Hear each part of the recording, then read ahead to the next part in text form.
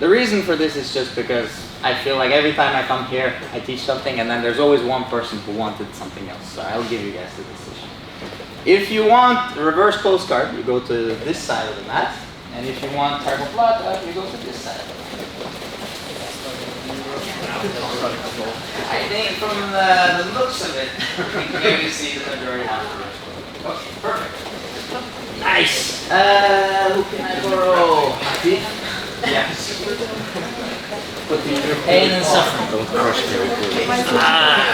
Okay, so we're gonna start off pretty basic with an easy K-guard entry, and something that you will notice is that I'm always looking to get on the outside of his body, and we'll talk a little bit about when I go right in between his legs and when I'm in front of him, but ideally I'm always on the side or behind. Okay, so starting from just close guard, I'm looking to bring my knees in front of his chest. I'll turn into the K guard and I'm gonna bring him so I make his hand post on the floor. The idea is that when his hands are occupied with the post on the floor, I will have an easier time going into the reverse close guard so that he is not able to block my head or cross face. Okay, so from here I'm gonna switch my legs up and look to either lock my legs with a body triangle or just crossing like a regular closed guard. Okay? And from here, we'll talk about the different attacks that we can do, the heel hook, the toe hold, A block, and so on. So a lot of fun stuff we can do from here. Sometimes it is a little bit difficult to get one attack, but combining them, usually then you can create a sequence switching between the attacks. So, we get knee in front of chest, and the reason why I do this is because it allows me to move around a lot more freely. You'll see if I'm still here, I'm more stuck, and maybe his knees are on the side of my hips, so it's limiting my movement. So I need this space here, so I'll be able to bring myself to the side. When I go to the side here, I bring this knee down to the floor, allowing me to create like a short leg X hook on the near side here.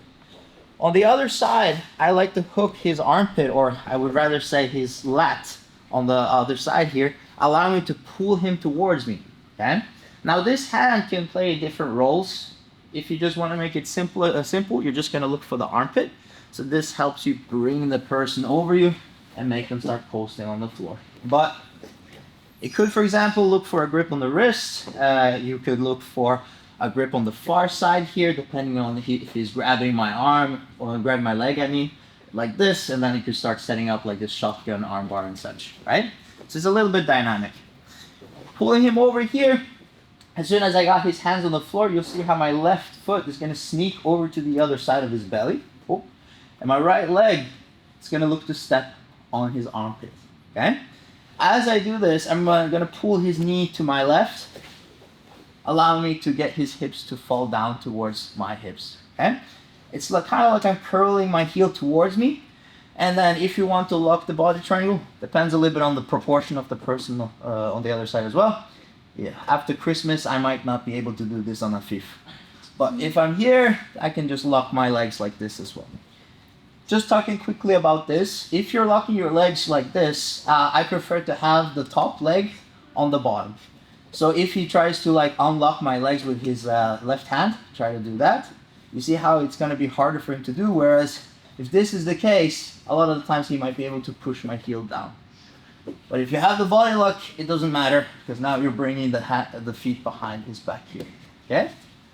One more time. Knees, side.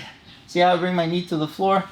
Bringing him over me, foot over to the opposite side of his body, and I'm stepping behind his armpit here. Imagine like you're always pushing him a little bit forward, so that when he tries to bring his hands off the floor, it's harder, right?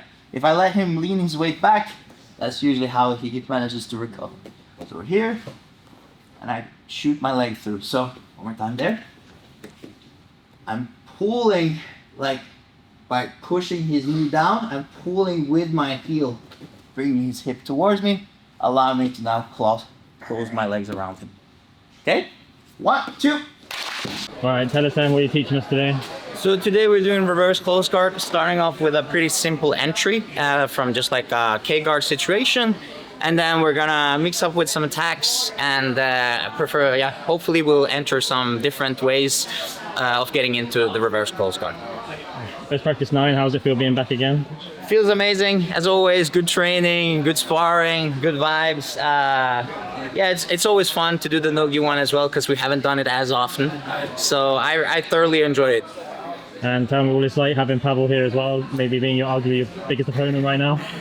It's nice because once you get to know Pavel, he's a really nice guy, and I enjoy training with him.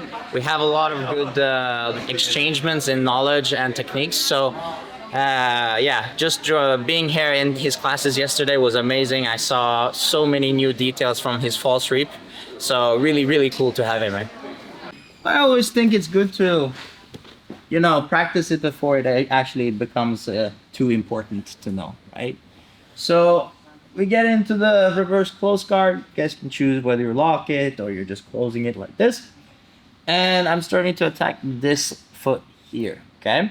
Now, what I always try to do is to bring this foot to my chest. So I like to grab on top of his toes or the ball right below his big toe.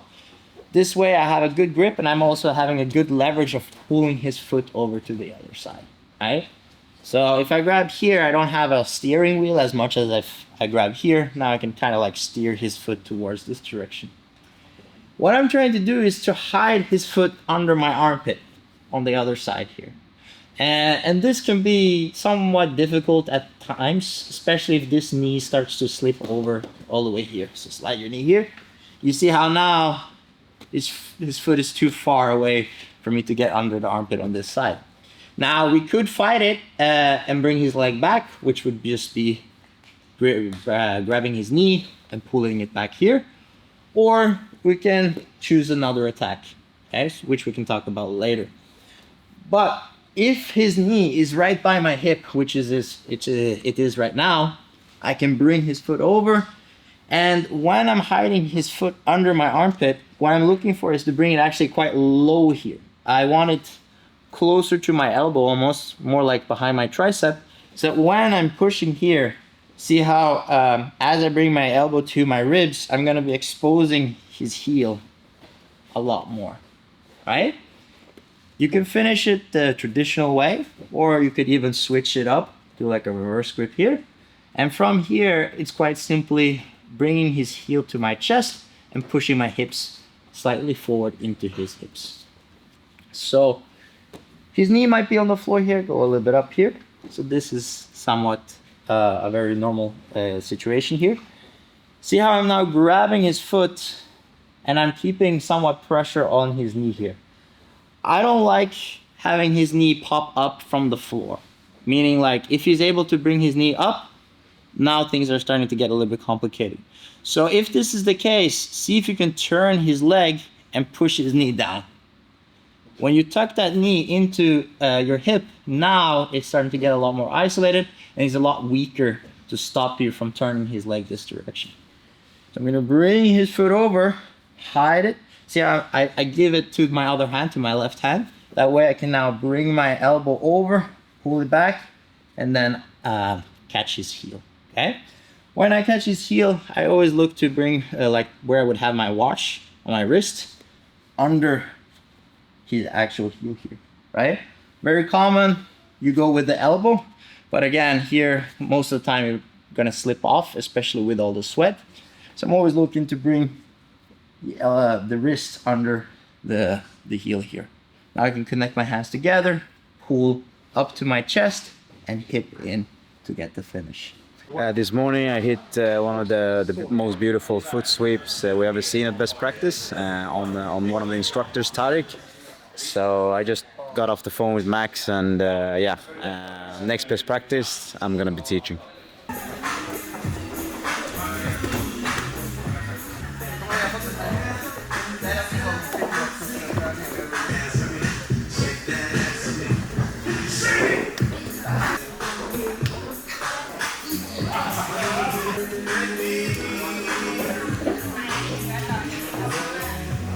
So we're doing some 50-50 arm passing today. I was talking to Shay. Good. Sorry, say it. Okay. Max up. So we're doing some 50-50 arm passing today. It's a style of passing that I learned from Leo Vieira. And to be honest, I think Shay said he doesn't know anyone from Checkmat who doesn't do this type of passing. So it's a really signature move from Checkmat. Nice. And then also day 3 or 4 best practice. How's it been so far? Is it day 3? Yes, it's day 3. Oh, it's been great. Lots of good training. I really love coming here. Last time I was before my pregnancy, so now I'm back, and it's just great vibes. So I'm really happy to be back here. Let's look at probably one of the most common reactions when people start to defend the guard and throw the leg over. So again, we're going to start in the same position. I'm going to walk to the side. I'm going to scoop the leg, and I'm going to come here. So she doesn't want me to like come forward and take the leg to this side, making her hips face that way.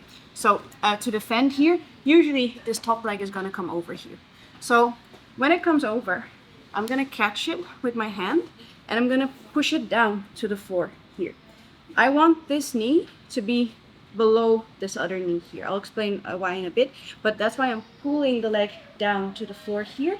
I'm moving this up, and I'm bringing my shoulder underneath the calf, getting my knees in and coming in close. So I'm kind of stacking her with a little bit of a different leg configuration, but my thighs are underneath her hips. I don't want her hips to be down on the floor here. I want to have her hips kind of on top of my thighs here, and I want to have this leg in my neck here. So this should be kind of difficult for her here to move, but and all the time I keep actively pulling this leg here, so it shouldn't be going here in this space in front.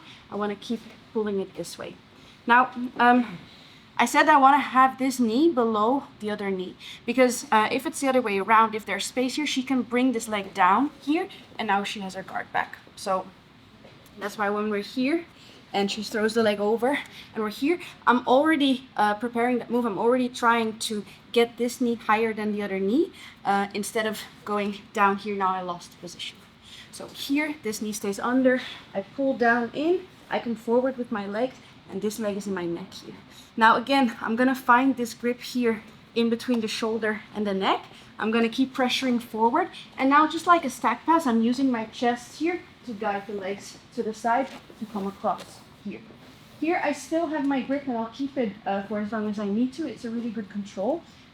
If she wants to like turtle to the side, I have this grip here to like pull her back down. So here I have a good control, and I can follow up with whatever kind of move that you like to do. A very common thing that's happening here, so when you throw the leg over and I go here and I come forward, is that people are gonna push your hip here because she doesn't want me to get close and to go here. So I'll keep my grips here at the ankle and at the neck, and I'm gonna use my leg to come inside and go over the bicep. Now I can start to do the same thing, and still I have a good control here. I can take my time, and it's gonna be hard for her to turtle and move away. I'm also splitting her spine, so I'm twisting her hips this way, and I'm painting her shoulder the other way. So once again, so we're here, I'm coming to the side, coming underneath, and I'm here. So she throws the leg over, I catch it. I prefer to catch like at the end, but if I'm here, I'll slide my arm down here, pulling the leg, bringing this one in. You have to sometimes turn a little bit with the person because they're gonna move, so you have to follow them to stay straight. Now I can start to get my grip here. I can start to come in close, and I can start to go here. If she pushes on my hips here, I'm gonna use my knee inside, going over the bicep. And then I'm gonna come here, and I have a good control, and I can start to set up whatever type of follow-up you'd like to do. So one more time. So we're here, out to the side, scoop the arm, coming close, she throws the leg over, I bring it up here. Here it's really important that you go forward. Make sure that her hips are on my thighs here. Now I'm gonna scoop, take a good grip, coming to the side, and using my chest to pass. All good? Yes? Let's go. 1, 2, 3.